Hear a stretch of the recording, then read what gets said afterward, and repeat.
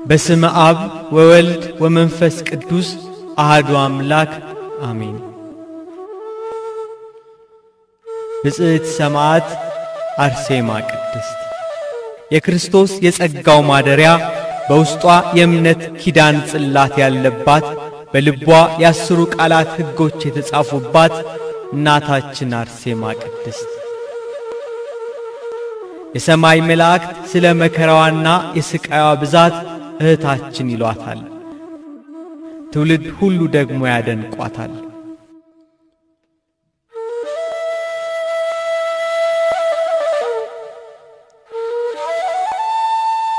በቅዱሳን ሰማዕት ማኅበርና በገነት በሮች ትመሰገናለች። በቅድስና ሥራዋ የሕይወትን ፍሬ በደሟ መንግሥተ ሰማያትን ተቀዳጅታለች።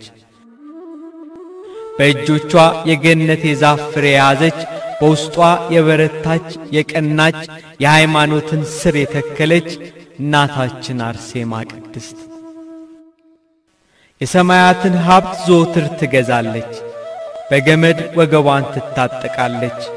በሚጣፍጥ ቃል በመልካም አንደበት ዘወትር ትዘምራለች። ለተራቡት እንጀራን በመስጠት ትመግባለች። ነጭና በፍታ ልብስ እየፈተለች የተራቆተ ታለብሳለች። ከአንደበቷ የመንፈስ ቅዱስ ኃይል አለ። በላዩም የመልካም ሴት ውበትን እንደሚያሳምር ያለ የጸጋ ብርሃን ለብሳለች። እናታችን አርሴማ ቅድስት የስንፍናን እንጀራ የጥርጥርን መጠጥ አልጠጣችም። የማይቀሟትን በጎ ዕድልን መረጠች ብሎ ጌታችን ኢየሱስ ክርስቶስ እንደመሰከረላት እንደ ማርያም ሰማዕቷ እናታችን ቅድስት አርሴማ ክርስቲያኖች በሰማዕትነት ደማቸው በሚፈስበት አንገታቸው በሚቀላበት ለአናብስት በሚጣሉበት አላውያን ነገሥታት በክርስቲያኖች ላይ ግፍ በሚፈጽሙበት በመከራ ዘመን የተገኘች ሰማዕት እናታችን ናት። የብጽዕት ሰማዕት ቅድስት አርሴማ አባቷ ክብሯን ከሆኑ ከኃያላን ነገሥታት ወገን የሆነ ቴዎድሮስ ይባላል። እናቷ ከቤተ ክርስቲያን ሹማምንት ከጳጳሳት ወገን የሆነች አትናስያ ትባላለች። እነርሱም እግዚአብሔርን የሚፈሩ በጾምና በጸሎት በምጽዋት በስግደት የጸኑ ደጋጎች ነበሩ። ነገር ግን ልጅ አልነበራቸውም። መልካም ፍሬ የሆነ ልጅ ይሰጣቸው ዘንድ ዘወትር ወደ እግዚአብሔር ያዝኑ፣ ያለቅሱ፣ ይጸልዩ ነበር። ለቅድስት ሐና ለሳራ ለኤልሳቤጥ የተለመነ ጌታ የእነርሱንም ጸሎት ሰምቶ እግዚአብሔር የልባቸውን ብርታት ባየ ጊዜ መልኳ እጅግ ያማረች ልጅ ሰጣቸው። ይቺውም ቅድስት ብጽዕት አርሴማ እናታችን ናት።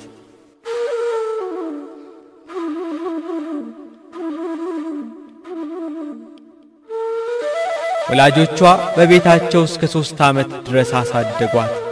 3 ዓመት ሲሞላት አምላክን በወለደች በእመቤታችን በቅድስት ድንግል ማርያም ስም በተሰራች ገዳም ታገለግል ዘንድ ሰጧት።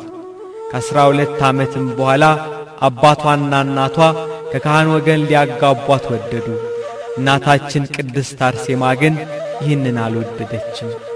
እናታችን ቅድስት አርሴማ የነበረችበት ዘመን በቤተ ክርስቲያናችን ታሪክ ዘመነ ሰማዕት ይባል ነበር። በተለይም ከ60 ዓመተ ምህረት እስከ 321 ዓመተ ምህረት ድረስ በሮም የነገሱ አላውያን ነገሥታት በሚያውጁት አዋጅና በሚያወጡት ሕግ ክርስቲያኖች እንደ ሙሉ ሰው አይቆጠሩም ነበር። በክርስቶስ የባሕርይ አምላክነት በማመናቸውና የሮም ነገሥታት ጣዖታትን ባለማምለካቸው እንደ ሽንኩርት ይከተፉ፣ እንደ ጧፍ ይቃጠሉ ነበር።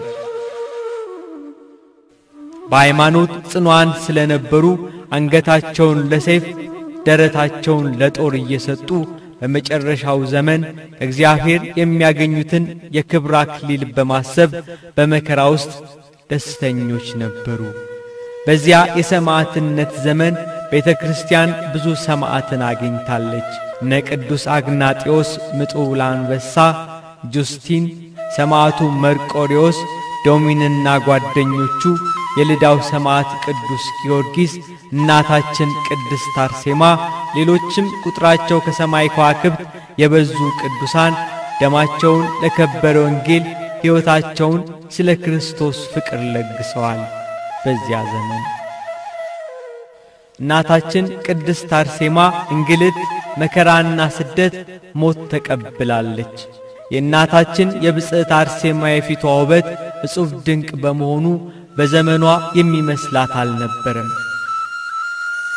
15 ዓመት በሆናት ጊዜ በሦስተኛው መቶ ክፍለ ዘመን በመላው ሮም ነግሶ የነበረው ጨካኙና ከሃዲው ንጉሥ ዲዮቅልጥያኖስ ሰይጣን አነሳሳው።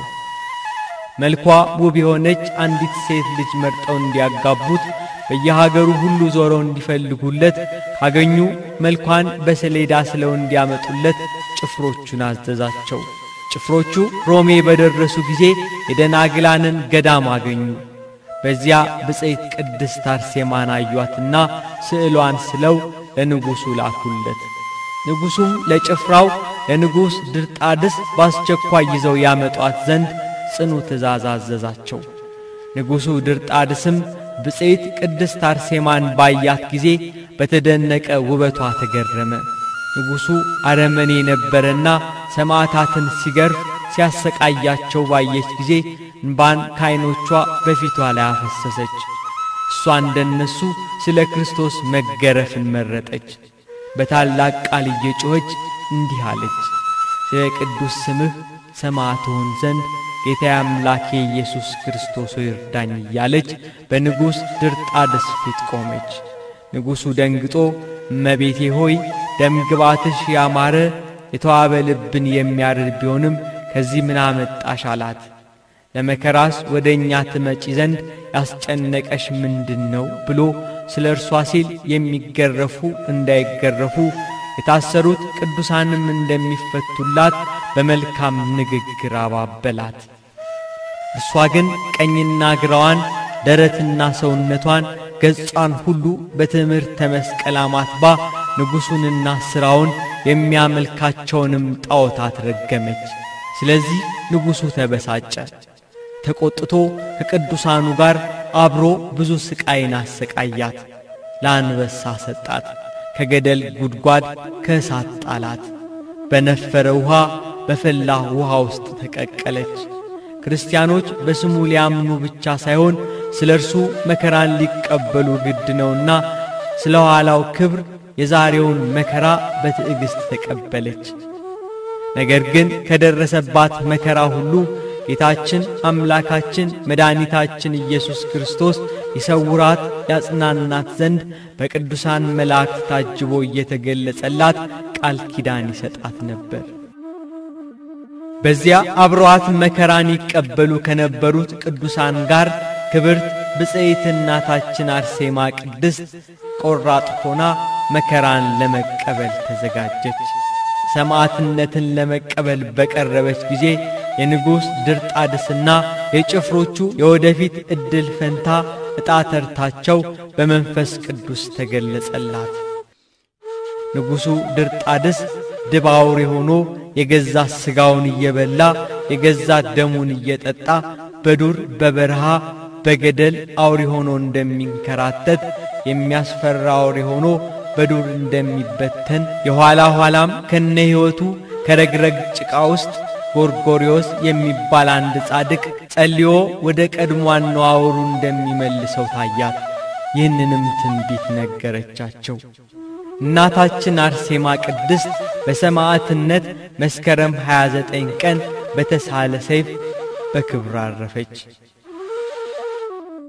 ባረፈችበት ጊዜ ጌታችን መድኃኒታችን ኢየሱስ ክርስቶስ ከእናቱ ከድንግል ማርያም ጋር የብዙ ከሚሆኑ መላእክት ከቅዱሳን አባቶች ጋር ቃል ኪዳን ሊሰጣት ተገለጸላት።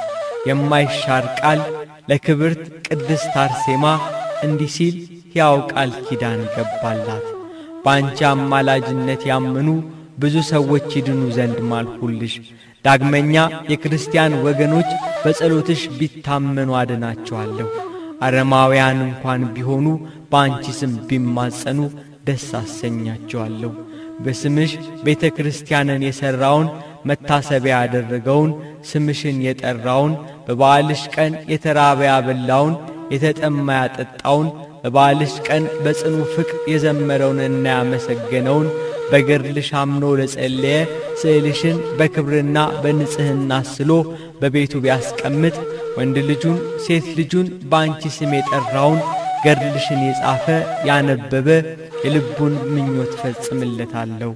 የጽድቅ ብርሃን በሆነ አምድ በወርቅ ቀለም ከስምሽ ጋር ስሙን ጽፈዋለሁ ብሎ ቃል ኪዳን ከሰጣት በኋላ በክብር በቅዱሳን ዝማሬ መላእክት በብሩህ ደመና ጋርዶ እንደ መብረቅ ወደ ሰማይ አሳረጋት።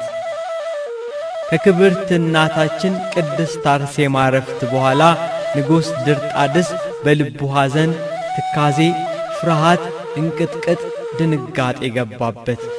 ሐሳቡ ሁሉ ቀለጠ። የሆድ አንጀቱ ታወከ።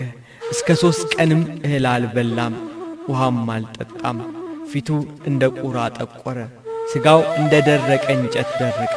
እንደ ውሻ ያስታውካል፣ ምላሱንም ያወዛውዛል። በዚህ ሥራው እስከ 4 ወራት ተቀመጠ። የቅርብ ባለሟሎቹና ሰራዊቶቹ ንጉሡ ከሐዘኑ እንዲረጋጋ ከሕማሙ እንዲፈወስና እንዲነቃቃ ወደ አደን ከእኛ ጋር ወስደን እናውለው ብለው ወደ አደን ወሰዱት። ያን ጊዜ የፊታቸው መልክ እንደ ሪያዎች መልክ እየተለወጠ ሄደ። አጋንንትም አድረውባቸው በዚያ በዱር እንደ አውሬ የሚኖሩ ሆኑ። በዘመነ ብሉይ ናቡከደነጾር የሚባል ንጉሥ በእስራኤላውያን ላይ ነግሶ አስተዳደሩ ቢከፋ፣ ድሃ ቢበድል፣ ፍርድ ቢያጓድል፣ እግዚአብሔር ቢታገሰው ድንጋይ ጠርቦ እንጨት አለዝቦ በራሱ ምስል ጣዖት ሰርቶ በግልጽ እኔ ላቆምኩት ምስል ስገዱ እኔንም አምልኩ ብሎ ቢያውጅ ንጉሡን ናቡከደነጾርን እግዚአብሔር አቃለለው፣ ወደ እንስሳነትም ለወጠው። ከሰዎች ተለይተህ ትሰደዳለህ፣ መኖሪያህም ከምድር አራዊት ጋር ይሆናል። እንደ በሬም ሳር ትበላ ዘንድ ትገደዳለህ። ይህም በናቡከደነጾር ላይ ደረሰ። ጠጉሩም እንደ ንስር ጥፍሩም እንደ ወፎች እስኪረዝም ድረስ ከሰዎች ተለይቶ ተሰደደ እንዳለ። የበለዓምን አህያ እንደ ሰው ሲያናግር የዘካርያስን አንደበት ዘግቶ ነበር። ለእርሱ የሚሳነው የለም። የቅዱሳንን ደም የሚበቀል እርሱ ይህንን በክርስቲያኖች ላይ ተነስቶ አብያተ ክርስቲያናትን ሲያፈርስ፣ ቅዱሳን መጻሕፍትን ሲያቃጥል፣ ምእመናንን ሲያሳድድ፣ ቅዱሳንን ሲያድን የነበረውን ድርጣድስን እግዚአብሔር ወደ እርሱ እንዲመለስ ለጊዜው ወደ አውሬነት ለውጦት ነበር፣ ልክ እንደ ናቡከደነጾር። የሁሉ የሆነው ስለ እናታችን ስለ ቅድስት አርሴማ ነበር። በጻድቁ በቅዱስ ጎርጎርዮስ ጸሎት ተመልሰው ንስሐ ገብተው እስከ ተጠመቁ ድረስ በጻድቃንና በቅዱሳኑ ላይ የተነሱ ሁሉ ተቀጡ። የአርማንያው ሀገር ኤጲስቆጶስ የነበረ ጎርጎርዮስን ንጉሡ ድርጣድስ ለጣዖት ማጠን ቢያስገድደውና ጻድቁ እምቢ ባለው ጊዜ ራቁቱን በረግረግ ጉድጓድ ውስጥ ጥሎት ቢሄድ ጉድጓዱ እንደ ድንኳን ሆናለት እስከ 15 ዓመት አንዲት አሮጊት መበለት በስውር ምግብ እያቀበለችው ኖሯል። ከዚያ የንጉሡ እህት በራእይ ቅዱስ ጎርጎርዮስ ተገልጾላት ከጉድጓድ እንዲያወጣው ያየችውን ራእይ ነገረችው። ቅዱስ ጎርጎርዮስም በጸሎትና በምልጃ ድርጣድስንና ሰራዊቱን ወደ ቀደመ አነዋወራቸው ጸልዮ መለሳቸው። ንጉሡንና ሕዝቡን አስተምሮ አጠመቃቸው። በእመቤታችን በቅድስት ድንግል ማርያም ስምና በሰማዕቷ እናታችን በቅድስት አርሴማ ስም ታኅሳስ 6 ቀን መቅደስ አንጸው ቅዳሴ ቤቷን አከበሩ። በስሟም ነው ስለ እርሱ ፍቅር ዓለምን የናቁ የመንግሥቱን ወንጌል ያስተማሩ፣ በእሳት በስለት በስደት በሞት በብዙ እንግልት መከራን የተቀበሉ፣ በሰማዕትነት የከበሩ፣ በጾም በጸሎት ተግተው ድንጋይ ተንተርሰው ጤዛ ልሰው ድምፀ አራዊትን ግርማ ሌሊትን ታግለው በጽድቅ የሚኖሩ መናንያንና ደናግላን በቅድስና ተወስነው እውነትን መስክረው ከዓለም የተለዩ በአጸደ ነፍስ በእግዚአብሔር ፊት ለሚያበሩ እግዚአብሔር በደሙ ባጃት ቅድስት ቤተ ክርስቲያን መታሰቢያ ሕንጻ ቤተ ክርስቲያን ይታነጽላቸዋል። በሀገራችን በኢትዮጵያ ከ35,000 በላይ ገዳማትና አድባራት ይገኛሉ። ከነዚህ አብያተ ክርስቲያናት ውስጥ አንዱ በእናታችን በቅድስት አርሴማ ስም የታነጸው ገዳም ይገኝበታል። በሀገራችን በቅድስት አርሴማ ስም 3 አብያተ ክርስቲያናት አሉ። በገቢረ ተአምራቱ የታወቀውና ብዙ ዘመናትን ያስቆጠረው አቀማመጡ የውስጥን መንፈስ በመግዛት የሚታወቀው በምዕራብ ጎጃም ሀገረ ስብከት በጣና ሐይቅ ላይ የምትገኘው የጣና ሐይቅ ደቅ ቅድስት አርሴማ ገዳም አንዷ ናት።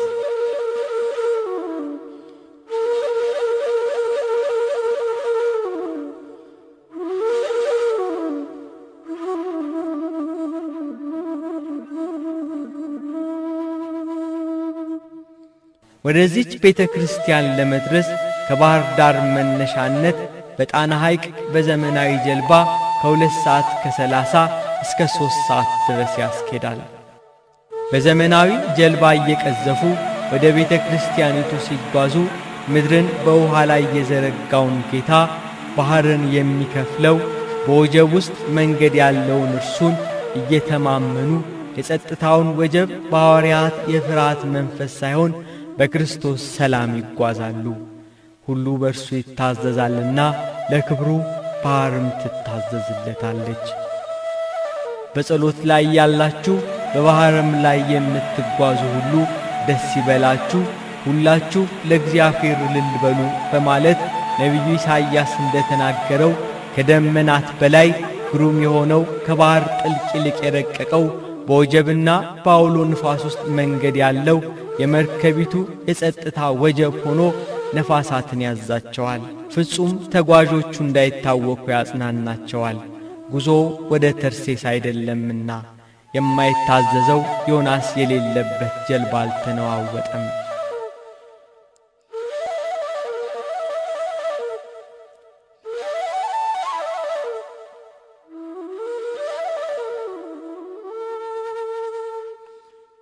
አካባቢው በናርጋ ስላሴ በዳጋ እስጢፋኖስ በጥቅጥቅ ደንና የዕድሜን ካባ በለበሱ ረጃጅም ዛፎች የተከበበውን ደቅ ደሴት ሲደርሱ እስራኤላውያን ከ40 ዘመናት በኋላ ምድረ ርስትን ሲመለከቱ ያለውን የባርነት ዘመንና የ40 ዓመቱን ጉዞ እንዳስረሳቸው መንፈስን የሚማርክ መልካሙን የለመለመን መሰማሪያ የየብስን ስፍራ ይረግጣሉ። መልካሟን ምድር በዓይን የሚያዩበት ድንቅ ፍጥረታትን የሚማርክ የአትክልት ስፍራ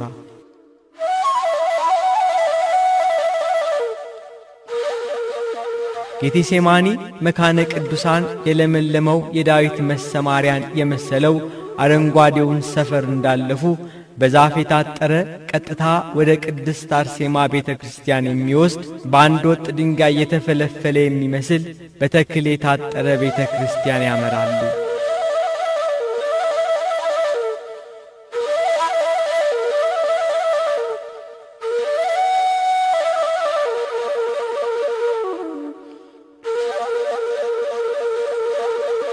በአካባቢው እጅግ በርካታ ዘመናትን ያስቆጠሩ ዛፎች፣ የዘመናቸው ብዛት በለበሱት ልብስ የሚመሰክሩ ተክሎች ለቦታው ጥንታዊነትና መካነ ቅዱሳንነት ሕያው ምስክሮች ሆነው ይታያሉ።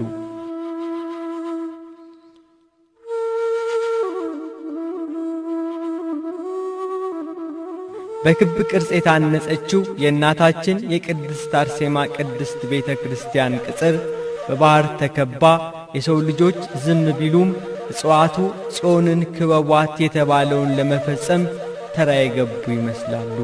በእናታችን በቅድስት አርሴማ ቤተ ክርስቲያን ዙሪያ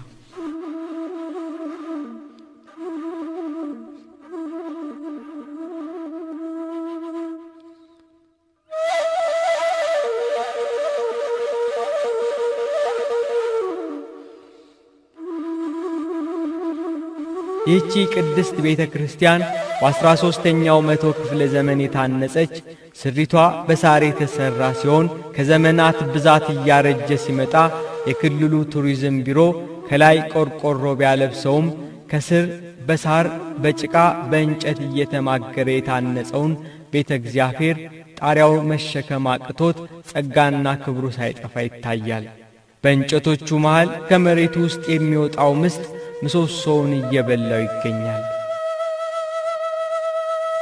ከቤተ ክርስቲያኑ ግራ ቀኝ በኩል መናንያን ሱባኤ የሚይዙበትና ከቦታው በረከት ከቅድስት አርሴማ አማላጅነት በረከት ለመቀበል የሚመጡ ምእመናንና ምእመናት የሚያርፉበት ምርትፋቅ ይገኛል። በስፍራውም ያለ ንጽህና የሚኖሩና ለጥፋት የሚመጡም ካሉ በጥቃቅኑ ፍጥረታት በጉንዳን ይወገዳሉ። ይህች ቤተ ክርስቲያን ለዘመናት በአንድ መናኝ መነኩሴ ብቻ ስትገለገል ብትኖርም ከባህር ዳርና ከጎንደር በሚመጡ ደጋግ አባቶች ጥረት ከጊዜ ወደ ጊዜ እየታወቀችና ገቢረ ተአምራትም ድንቅ የተደረገላቸው ሁሉ በሚሰጡት ምስክርነት ይገለጥ ጀመር።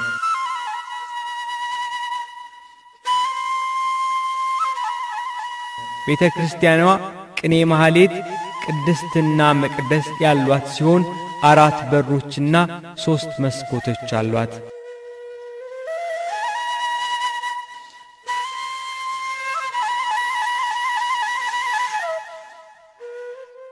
የቅኔ ማህሌቱ ግድግዳ በቅዱሳት ስዕል የተዋበና የቤተ ክርስቲያኒቱን ጥንታዊነት የቅድስት አርሴማን ታሪክ በሚያሳዩ ታሪካዊ ስዕላት የተዋበ ነው።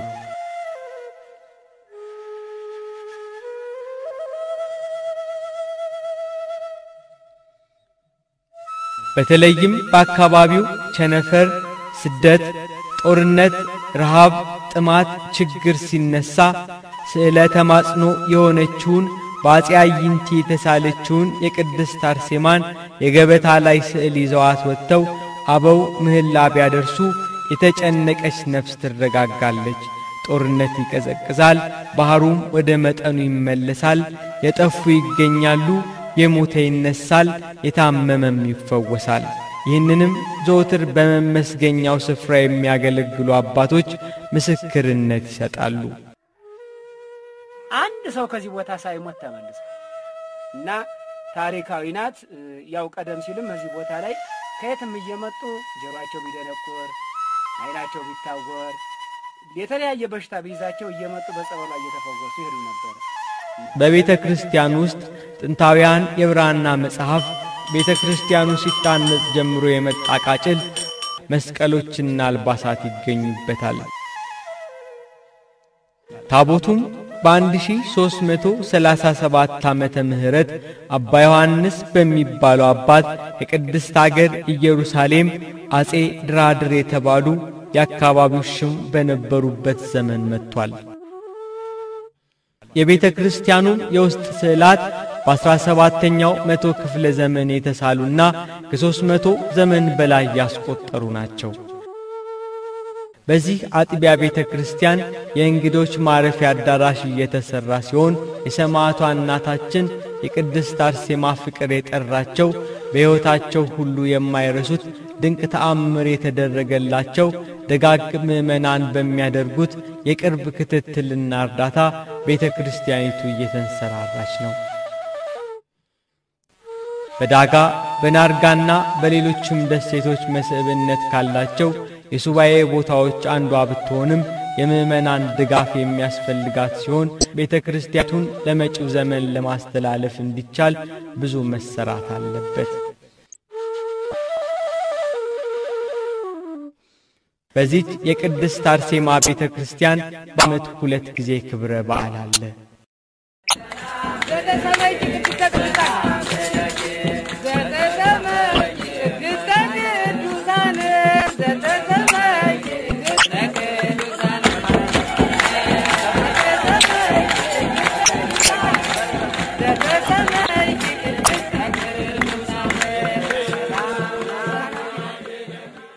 መስከረም 29 ቀን ሰማዕቷ እናታችን ቅድስት አርሴማ ሰማዕትነት የተቀበለችበት ዕለት ነው።